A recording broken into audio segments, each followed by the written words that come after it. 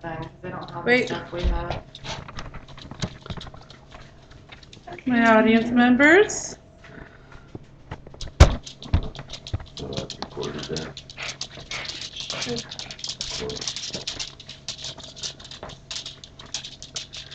Do you remember that one birthday swimming party when you were a child and had a blast at? You're hanging out with all your friends and family, and you never want it to end. For me, that was my cousin's 8th birthday party at the Chop Farm in Santa Cruz, California. We drove down early in the morning, and once we got there, we all got in the water. When we didn't want to go swimming, they had a little pond we could walk to and go fishing. They even had a barbecue lunch for us. My cousin's name was Brittany Nicole Houlihan.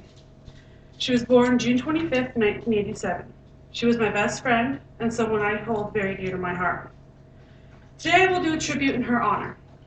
I will tell you a little bit about her, who she was, some of the memories I have of her, and the causes leading to her death. To start off, let me tell you about Brittany and who she was. To know a little bit about her, it will give you a feel of the kind of person she was. Brittany grew up in Santa Cruz, California with her parents, her 2 older sisters. She was a free, fun-loving spirit. She had a great sense of humor and never judged anyone until she got to know them. She was always trying to help people when they were down.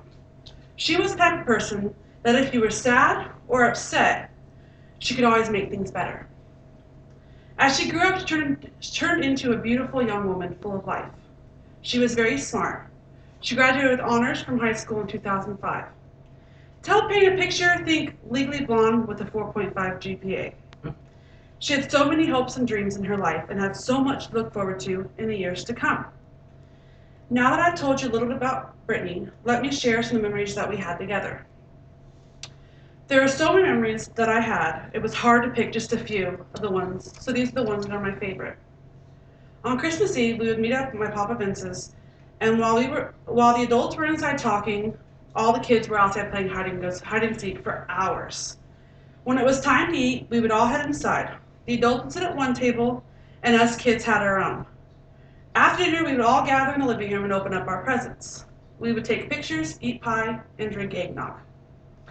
I remember one summer, I was 10 years old. My parents let me visit her in Santa Cruz for the entire summer. Every morning, we would get up and feed the pigs. Then we would eat breakfast. Once we were dressed, we would head down to the boardwalk. Some days we would go out on the rides, but others we would go down to the beach area, relax in the sun, and play in the water. Now that I have told you some of the memories that we have shared together, let me tell you some of the things leading up to her death. The time leading up to her death was by far the best of her life.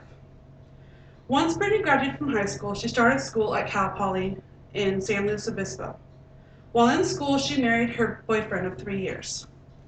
Her husband was in the Air Force and was being transferred to the Minute Air Force Base in North Dakota. So after completing 2 years of college at Cal Poly, she was transferring to Minute State University to complete her degree and start her new life with her new husband. On March 25, 2007, they were driving home from California and their car went over the center lane and hit a pickup truck in the other lane. My cousin died instantly and her husband died en route to the hospital. In the end, it was how it needed to be. They had a love that neither could live without the other. I miss her dearly and think about her all the time, but I know she is in good hands and is being taken care of until we meet again. So I hope that this helps you see what a great person Brittany was and the life she lived. Today I've told you about my cousin Brittany, the kind of person she was, some of the memories we had, and the events leading up to her death. I know this may sadden you or make you feel sad for me, but I can't help but think that she lived her life to the fullest and was happy every step of the way. Even in death, she is happy. She helped me know that everything in life is going to be okay, no matter what. I look forward to seeing her again someday and finding about all the adventures she had while we were separated. Very good, very good. Yeah. How long was it? 4:36 once it pauses.